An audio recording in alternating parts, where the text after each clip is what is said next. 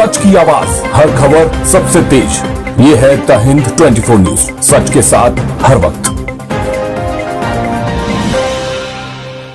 नमस्कार, आप देख रहे हैं द हिंद 24 न्यूज और मैं हूं आपके साथ साक्षी निर्वाण। आइए नजर डालते हैं आज की कुछ खास खबरों की ओर। दुर्ग शहर के पूर्व विधायक अरुण वोरा की माताजी शांति देवी वोरा के निधन पर छत्तीसगढ़ के पूर्व स्वास्थ्य मंत्री और कांग्रेस के वरिष्ठ नेता टीएस सिंहदेव उनके निवास पहुंचे और शोक संवेदना व्यक्त करते हुए श्रद्धांजलि अर्पित की। इस दौरान उन्होंने परिवार से मुलाकात कर अपनी संवेदनाएं साझा की। मीडिया से चर्चा करते हुए टीएस सिंहदेव ने कहा कि जब भी वे दिल्ली जाते थे, शांति देवी वोरा से जरूर मुलाकात होती थी। उन्होंने कहा कि माताजी का स्नेह और आशीर्वाद हमेशा महसूस होता था और उनके निधन से गहरा दुख हुआ है। महादेव ऑनलाइन सट्टा मामले को लेकर भाजपा के आरोपों पर सिंहदेव ने कहा कि सार्वजनिक जीवन में रहने वाले लोगों से अनेक लोग मिलते हैं। कई बार लोग मिलने के दौरान फोटो भी खिंचवाते हैं। उन्होंने कहा कि किसी व्यक्ति से मिलना मात्र इस बात का प्रमाण नहीं हो सकता कि उससे कोई विशेष संबंध है।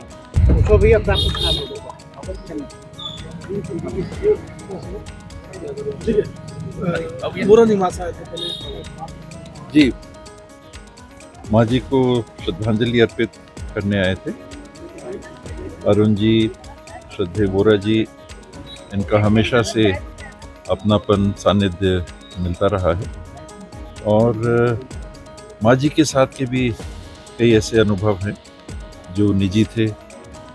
दिल्ली में श्रद्धे वोरा जी के यहाँ आशीर्वाद प्राप्त करने जब भी जाते थे तो माँ जी की उपस्थिति सदैव बनी रहती थी और एक मातृत्व छाया हम लोगों ने हमेशा महसूस की।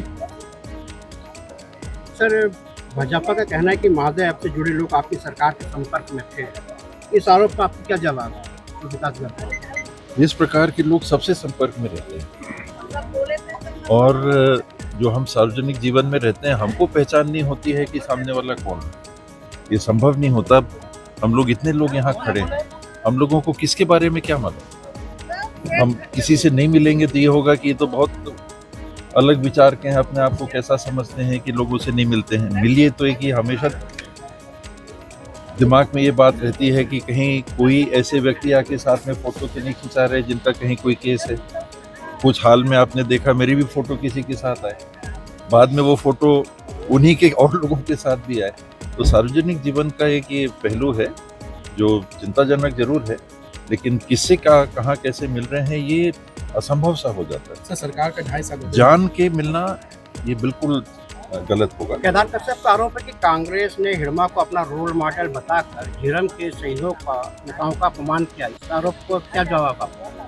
कांग्रेस ने तो कभी ऐसा नहीं कहा, किसी व्यक्ति ने कहा होगा। कांग्रेस पार्टी व्यक्ति नहीं है।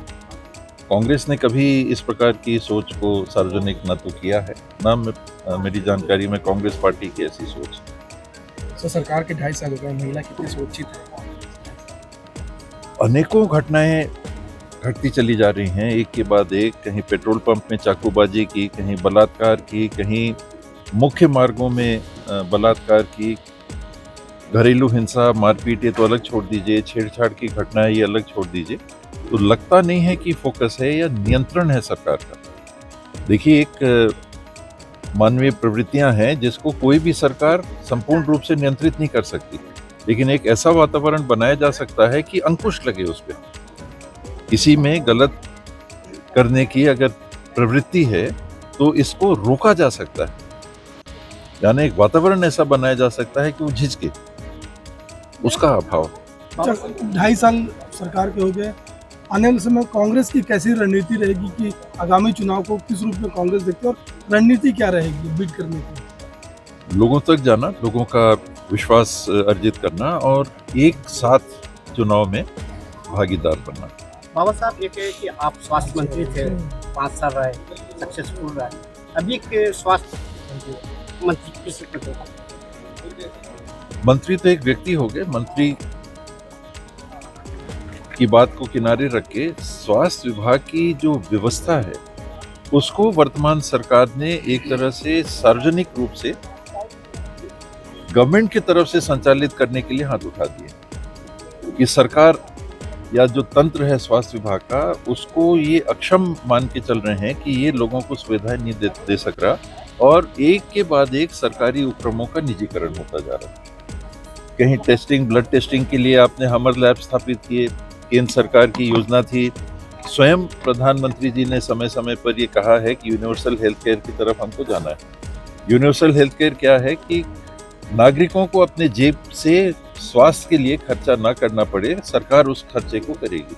और आप क्या कर रहे हैं? अपने ही प्रधानमंत्री के जो लक्ष्य हैं कि हमको यूनिवर्सल हेल्थ केयर स्थापित करना है, अर्थात पब्लिक का जो भी खर्चा होगा ये सरकार वहन करेगी, पब्लिक के टैक्स के पैसे से वहन करेगी, और आप उसको खोल दे रहे हैं निजी क्षेत्र के लिए। सरकार की बिल्डिंग है, आप प्राइवेट व्यक्ति को कह रहे हो कि बिल्डिंग में पैसे मत लगाओ, यहाँ कुछ मशीनें भी हैं, आओ चलाओ, पैसे लो। अच्छा, कांग्रेस अध्यक्ष को लेकर भी लगातार चर्चाओं का बाजार बहुत गर्म है, आप भी रेस में हैं?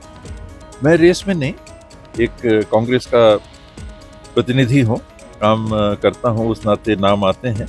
मैं हाल में दिल्ली गया भी था, और जो मुझे वहाँ आभास हुआ कि छत्तीसगढ़ के संदर्भ में तो अभी चर्चा ही नहीं हो रही।